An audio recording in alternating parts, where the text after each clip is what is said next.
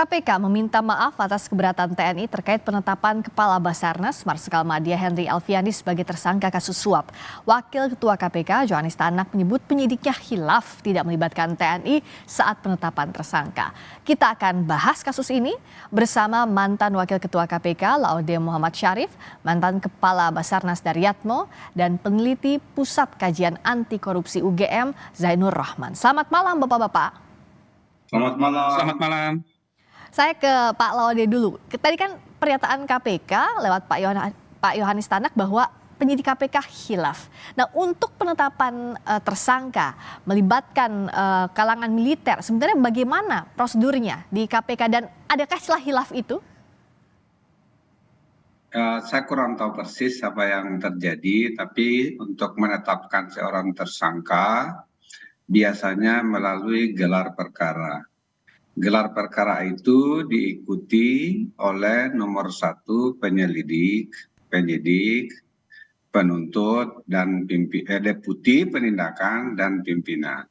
Seperti itu. Jadi sebelum kita menetapkan tersangka itu kita diikuti oleh semua unsur tadi. Khusus yang OTT biasanya juga sama. Sebelum penetapan tersangka, kan sebenarnya ketika OTT itu sudah ada pasti yang disebut dengan surat penyelidikan terbuka dan tertutup. Jadi prosesnya seperti itu, dan saya yakin kalau belum diganti itu masih seperti itu prosesnya. Nah, Pak Laude, kalau secara hukum, kita bicara secara hukum, apakah kalau ada khilafan statusnya masih tetap tersangka? Ya, saya tidak bisa bicarakan ya karena saya sudah di luar, tetapi adalah sebagai berikut. Kalau di dalam gelar perkara itu sudah dinyatakan bahwa ada keterlibatan oknum-oknum tertentu, dan kalau itu melibatkan dari pihak militer biasanya selalu kalau dulu saya itu dilibatkan dalam sebenarnya bukan cuma militer, biasanya kalau misalnya ada kejaksaan atau yang kita dari polisi itu dilaporkan dan dikoordinasikan. Khusus untuk militer kita koordinasikan, dan pada zaman saya itu juga memang kita melakukan koordinasi dengan Puspom TNI. Pernah ada suatu kasus. Pak Mas Zainur, kalau tadi kata Pak Laude, dia kan sudah ada prosedurnya sejak dulu sebenarnya. Dan dalam kasus ini, dalam konferensi pers yang tadi, dan Puspom TNI bilang bahwa sudah ada memang informasi soal rencana penetapan tersangka, tapi disampaikan juga keberatan dari TNI. Artinya kalau penetapan tersangka militer itu semestinya yang berwenangnya adalah penyidik dari Puspom TNI.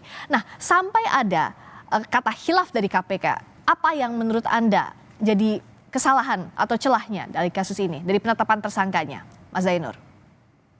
Iya, dari kemarin masyarakat sebenarnya nunggu-nunggu informasi pastinya ya, karena kan berita itu kadang-kadang kurang valid. Misalnya ada berita bahwa KPK menetapkan 2 orang anggota TNI meskipun 1 baru saja pensiun sebagai tersangka. Nah, sebenarnya kita masyarakat itu bertanya-tanya, apakah KPK berwenang menetapkan seorang anggota TNI itu sebagai tersangka? Nah, sependek pengetahuan saya di dalam KUHP itu sebenarnya dimungkinkan untuk koneksitas. Jadi seharusnya KPK sejak awal membuat tim gabungan, ya, penyidikannya dilakukan bersama-sama antara penyidik KPK dan dari Puspom TNI.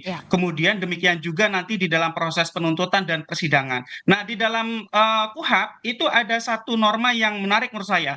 Kalau kasus korupsinya itu lebih banyak merugikan kepentingan umum, maka peradilan umumlah yurisdiksi yang tepat untuk menyidangkan. Tetapi jika kerugiannya timbul lebih banyak kepada militer, maka peradilan militer yang menyidangkan. Tetapi ini menurut saya memang satu kejanggalan ketika KPK sejak konferensi pers beberapa hari lalu itu mengatakan menetapkan tersangka.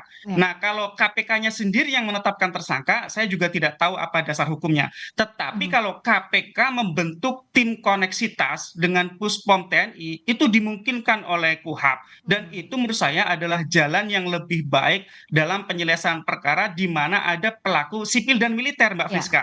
Karena ada beberapa perkara yang juga sekarang sedang berjalan gitu ya, ya. soal tabungan perumahan prajurit, Mhm. soal kasus korupsi pengadaan slot satelit di Kemenhan, itu juga ada penyidikan koneksitas, penuntutannya juga koneksitas di Mhm. hadapan peradilan sesuai dengan masing-masing kewenangannya. Untuk Mhm. yang perumahan prajurit karena lebih banyak merugikan prajurit TNI, artinya Mhm. kepentingan militer yang dirugikan, maka peradilannya adalah peradilan militer. Mhm. Untuk yang kasus korupsi apa tuh namanya melibatkan lebih banyak kerugian kepada publik, maka peradilan negerilah yang digunakan untuk menyidangkan. Jadi sebenarnya ini soal kenapa KPK sampai minta maaf itu terletak pada penetapan tersangkanya Iya. gitu ya. Siapa yang Jadi kalau berwenang menurut saya menetapkannya itu, begitu ya? ya, seharusnya KPK membuat tim koneksitas, bukan secara pribadi, secara mandiri melakukan penetapan tersangka. Ya, menurut saya ya kemudian meminta maaf itu adalah satu bentuk pengakuan keliru di dalam menjalankan aturan hukum. Memang di dalam kasus-kasus terdahulu itu mungkin KPK mungkin ada pengalaman begitu ya. Ya. Misalnya dalam Mhm. kasus korupsi Bakamla atau Oke. kasus korupsi pengadaan helikopter Agusta Westland, Mhm. mungkin masyarakat melihat ada banyak pertanyaan, apakah ini kasusnya tuntas atau tidak gitu ya. Ah, Nah, itu mungkin juga menjadi pertimbangan kenapa kemudian KPK menetapkan tersangka. Tetapi sekali lagi, oke. menurut saya yang paling tepat Ya. adalah membentuk tim koneksitas, Oke, harus bukan ada tim KPK koneksitas sendiri ya. gitu, Mbak. Oke, saya ke Pak Daryatmo. Pak Daryatmo pasti salah satu pihak yang cukup miris, apalagi sebagai mantan Kepala Basarnas ya Pak. Nah, bagaimana Anda melihat satu kasusnya soal proyek pengadaan barang dan jasa di Basarnas, yang kedua soal penetapan tersangka yang hari ini juga jadi gaduh. Oke, terima kasih Mbak Rizka. Selamat sore Pak Selamat sore. Laude, Pak Zainur. Eh, saya Pak sebagai orang yang pernah bertugas di Basarnas sekian tahun, saya sungguh prihatin dengan kejadian ini. Hmm. Keprihatinan yang pertama adalah eh, Pak Kabasarnas itu Pak Henry Alfiadi Hmm. itu adalah yang sejauh yang saya tahu itu adalah perwira tinggi yang syarat dengan pengalaman, jabatannya macam-macam, komplit sekali gitu. Hmm. Dan dia juga sebetulnya sama dengan saya memiliki latar belakang penerbang Pak Laude. Hmm. Jadi penerbang itu biasanya atau umumnya itu orang yang strict kepada prosedur-prosedur begitu. Ya. Tetapi bukan berarti kemudian saya menjustifikasi sekarang ini Pak Henry Alfiadi tidak taat prosedur, Hmm. karena saya sendiri juga belum tahu sesungguhnya apa yang terjadi kan gitu. Ya.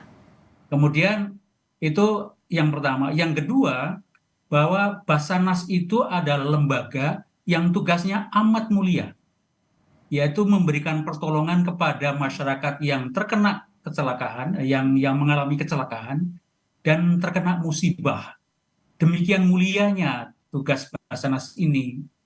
Maka kemudian di lingkungan Basarnas sana, dalam tataran filosofi atau moralitas itu yang namanya memberikan pertolongan melaksanakan tugas itu tidak hanya sekedar sebagai sebagai sebuah kewajiban, tapi lebih daripada itu adalah sebuah kebutuhan.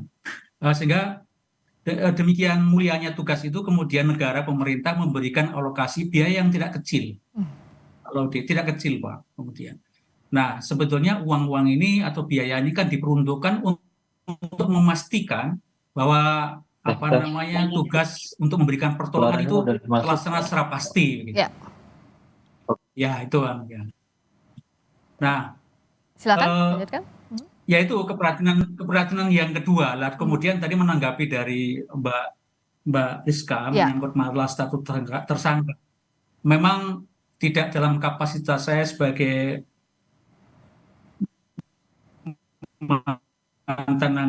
mantan Kepung TNI, penentuan tersangka untuk militer itu adalah penyidik militer atau polisi militer. Jadi saya lega sekali kalau sore hari ini KPK meminta maaf karena katakanlah terlalu terburu-buru lah untuk menentukan untuk tersangka itu kan gitu. Nah kalau ya kalau tadi kan sudah akhirnya datang ke KPK dan Puspom juga bertemu dengan Wakil Ketua KPK, Pak Laude, next step-nya tentu ini jadi kewenangannya KPK bersama dengan TNI. Tapi kalau dilihat perjalanan kasusnya sekarang, apa step yang bisa kita baca? Apakah yang pertama artinya kalau bisa tidak setuju penetapan tersangka oleh KPK, penyidikan akan dimulai dari nol lagi? Karena informasi yang didapatkan juga bisa jadi dimulai dari nol, diambil alih, di take over oleh penyidik dari Puspom TNI. Ya, saya kurang tahu persis apa yang disampaikan oleh KPK dengan dari POM TNI ketika meetingnya, tetapi biasanya kalau misalnya dulu yang melibatkan TNI, saya pernah 2 kali, misalnya di zaman saya, baik itu Bakamla maupun pesawat helikopter itu semua yang non militer itu yang sipil kita sudah selesaikan di KPK, dan itu dijalankan dengan maksudnya sudah masuk penjara. Ya. Pada saat itu juga untuk tindak lanjut selanjutnya yang melibatkan TNI, biasanya sidiknya bersama timnya. Tapi saya juga menyayangkan ada kasus yang tidak tuntas akhirnya seperti itu. Ini saya kurang tahu persis apakah ini yang melatar belakangi KPK yang sekarang sehingga dia melakukan hal yang sama. Yang paling ideal itu adalah memang dikerjasamakan dari awal. Tapi ini yang berhubungan dengan ini kan kalau tangkap tangan itu kita harus menentukan status itu 1 kali 24 jam ya. Jadi itu mungkin yang diburu-buru oleh KPK agar statusnya jelas. Saya tidak membela KPK, tetapi sebagai orang yang pernah di sana itu waktunya berhitung. Saya kurang tahu persis apakah pada saat gelar perkara itu karena ini TNI seharusnya sudah koordinasi dengan POM sebelum diumumkan kepada masyarakat seperti itu. Saya yakin juga karena ini tertangkap tangan, ada bukti uang yang ada yang disampaikan seperti itu. Saya yakin POM TNI harusnya tidak akan pasti akan mau bekerja sama membantu karena ini juga untuk menjaga nama baik dan marwah dari TNI itu sendiri. Oleh karena itu, jadi kan ini sekarang katanya nasi sudah jadi bubur. Ya. Sudah jadi bubur. Saya yakin semua bukti-bukti itu kalau bisa sudah ada dan disampaikan kepada POM karena ini merupakan rangkaian. Kan nggak enak ini. Yang sudah ditahan ini adalah pihak swastanya, sedangkan yang salah satunya ini misalnya melibatkan TNI, mungkin kalau itu dilakukan, di-offer ke sana TNI. Saya yakin POM TNI akan segera juga melakukan tindakan sesuai dengan prosedur yang ditetapkan di POM TNI. Nah, yang kalau tadi kata Pak Laude, ya nasi sudah jadi bubur, tapi bicara ini Mas Zainur, ini kan bicara soal kasus hukum. Sudah dipublikasikan, bukti-buktinya sudah dibeberkan, tapi ada masalah di hari ini. Apa yang harusnya bisa dikawal begitu kasus ini agar tidak jadi berlama-lama dan jelas juga status masing-masing pihaknya? Ya, memang ada 2 alternatif kan. Yang pertama KPK tangani swastanya sendiri, POM TNI tangani dari anggota TNI sendiri. Atau cara yang kedua yaitu koneksitas. Bentuk tim bersama penyidik dari KPK dan penyidik dari POM TNI. Nah, nanti sprindiknya dan juga administrasi prosedur lainnya itu dilakukan masing-masing oleh penyidik dari KPK, penyidik dari POM TNI. Hanya kalau saya berpendapat tim koneksitas itu lebih menjamin rasa keadilan publik. Tadi Pak Laude kan menyebut kalau ada penanganan perkara dilakukan terpisah, khawatirnya ada gap. Ada jarak antara yang diproses oleh KPK terhadap pelaku sipil dan yang diproses oleh disparitas itu yang ditakutkan ya. Yang diduga disparitas itu yang harus diselesaikan dengan tim koneksitas. Nah, di dalam Undang-Undang KPK ada pasal 42, di mana pasal 42 Undang-Undang 30 2002 itu memberi kewenangan kepada KPK untuk melakukan koordinasi dan pengendalian penyelidikan, penyidikan, dan penuntutan perkara yang melibatkan bersama-sama antara sipil dan militer, Mbak Friska. Jadi memang kalau dalam hal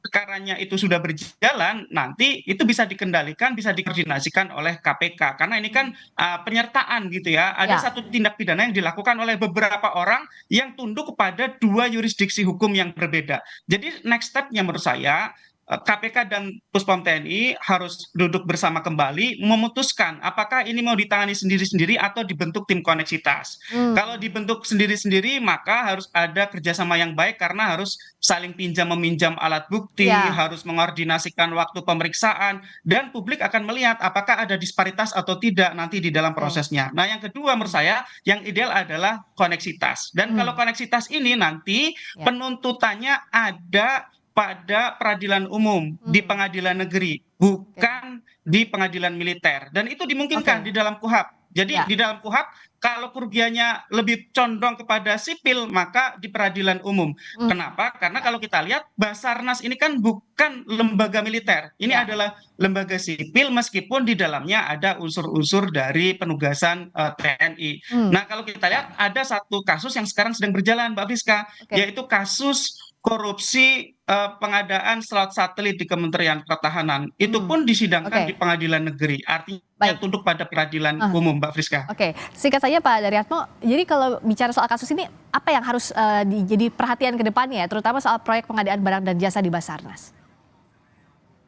Oke, jadi apapun aturan yang mengikat untuk pengadaan barang dan jasa itu, kita kembali kepada orangnya kan itu. Saya melihat atau pada saat kami dulu itu aturannya masih belum elektronik, masih semuanya manual gitu kan. Itu kita kenal Ya. saya sebagai apa ya dulu ya, pengguna anggaran, Ya. kemudian di bawahnya ada lagi kuasa pengguna anggaran, kemudian PPK, kemudian apa lagi dan sebagainya. Itu yang penting itu dilaksanakan secara sungguh-sungguh, kemudian kita awasi. Ya. Di dalam lembaga itu kan ada SPI, Satuan Pengawas Intern. Ya. Satuan Pengawas Intern yang kami gunakan gitu. Jadi maksud kami sekarang ini sistem pengadaan elektronik sudah saya lihat di web itu sudah sangat lengkap sekali. Ya. Tapi kalau kemudian kita manusianya juga masih ingin begitu ya akhirnya terjadi gitu. Ya. Jadi kalau kami dulu Ya. saya tekankan kepada orang-orangnya karena saya sendiri, saya pribadi, saya tidak mau kena masalah seperti ini. Ya. Kaya miskin itu bukan urusan kita, urusan Ya. Tuhan lah. Baik. Kita manusia itu hanya berikhtiar, berusaha dan berdoa. Itu saja. Kasus hukumnya harus tuntas, tapi juga pencegahannya tidak lupa agar tidak ada kasus serupa terulang, termasuk juga soal koordinasi penegakan hukumnya harus berjalan dengan baik agar Setuju. berjalan maksimal. Terima kasih.